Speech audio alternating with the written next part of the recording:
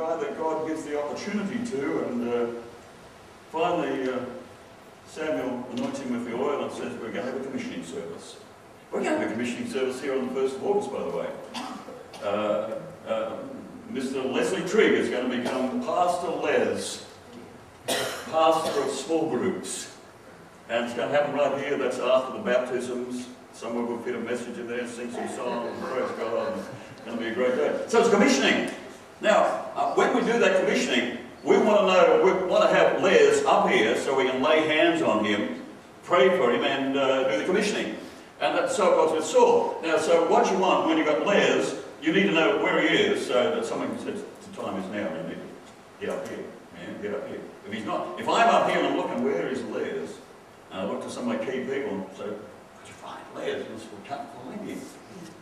He's gone missing, where is he? We're going to get concerned. So that's what happened on the day with Saul. His big opportunity to have favour and a good name and have some influence in the nation of Israel, they couldn't find him. Sometimes, this is what I believe happens. God gives opportunity. Two things can happen. Number one, you can go hiding and never grab hold of the opportunity that God gives you with both hands. Be hiding from it. That's the one bad way. And the second way is that you cross boundaries that God has designed to keep you where He wanted you to be to receive the blessing. So they go looking for Saul, and it says in 1 Samuel 10 and verse 22, we have found him, and he's hidden himself among the baggage of the Perth Airport last night. The aeroplane I had, it had 70 rows. I counted the rows. Went for a little wander, as you do, because I'm on about seating and buildings. And 2 at the window there, 4 in the middle, and 2 over there, so that's 8, right? 8, 7 is what, 560 people on that plane, plus staff. That's a lot of baggage coming out on the carousel. And Lara and I got to the Sydney airport pretty early yesterday. We thought ours should come off first. Well, mine came off reasonably early, but Lara's rather heavy bag came off right toward the end. I thought, a lot of baggage. Someone could hide under that. Saul was found hiding in the baggage. God wanted Saul to stand up, and he was hiding in the baggage.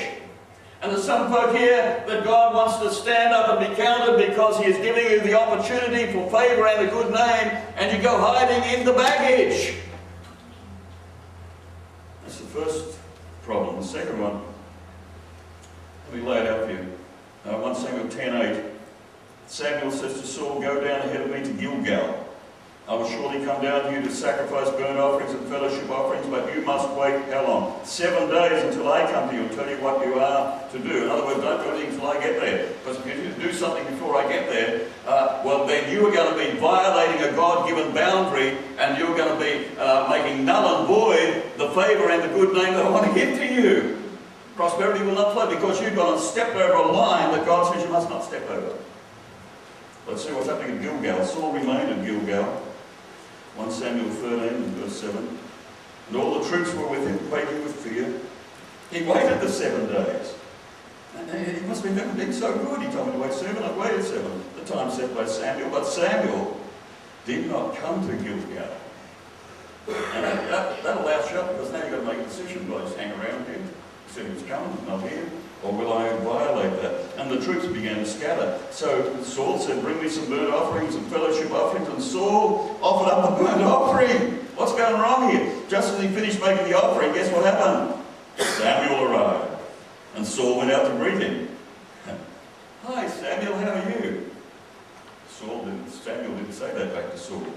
He said, what have you done? Asked Samuel. Saul replied, when I saw that the men were scattering and you didn't come at the time that you said you would, and the Philistines were assembling at Mishmash, I thought now the Philistines will come down against me at Gilgal, and I have not sought the Lord's favour. So I have not sought the Lord's favour. He was stepping out of the Lord's favour by doing something that was not his role.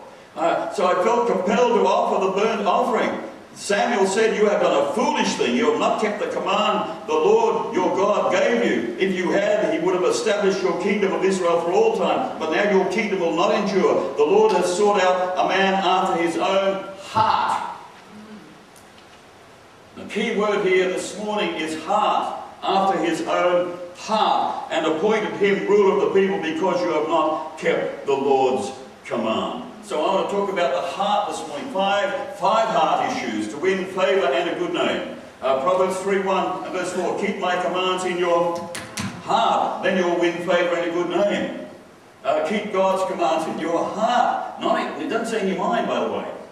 It says in your heart, because the heart is the seat of your emotions and your decision making. Now, how you feel about these things? You feel that the Philistines are coming, you're going to offer up that offering that you shouldn't offer. It's about your heart.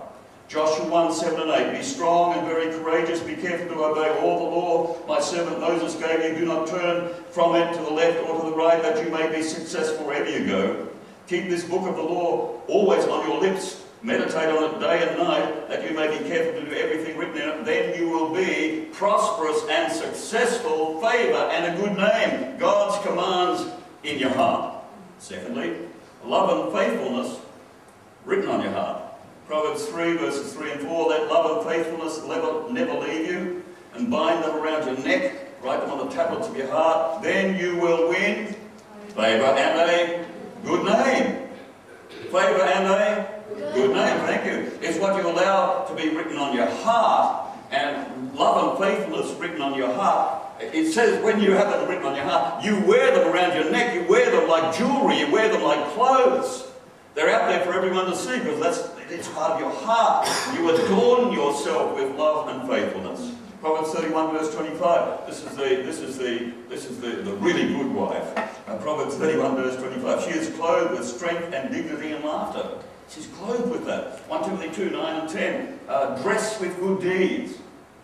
What you do, you are clothed with that. 1 Peter chapter 3, verses 3 and 4. Not so much outward adornment. Instead, it should be that of your inner self of unfading beauty. Something you wear. You wear love and faithfulness. They radiate from you. They shine from you. They become part of who you are. Clothed in love and faithfulness, a heart motivated by love and faithfulness. And you say, well, you're talking about favour and a good name.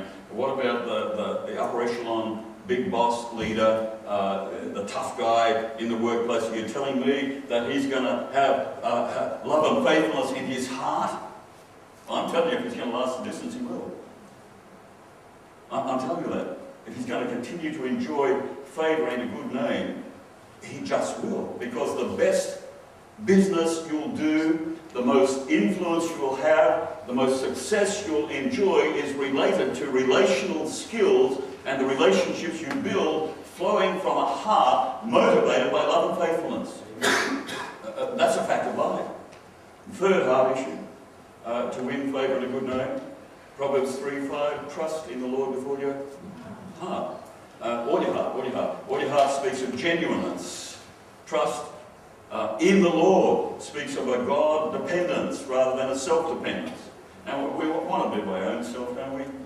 You know, like a little kid, you know, you want to help the kid, and the kid says, I want to do my own self, and we just want to do it by our own self. Trust in the Lord with all your heart. Proverbs 3:6, in all your ways acknowledge Him. That's when the good times come, when the bad times come, when the bad times come, we know we need help. And we like to acknowledge God, then God, here I am again, help, I'm in trouble again. Here I am, I know I need help because I'm in trouble.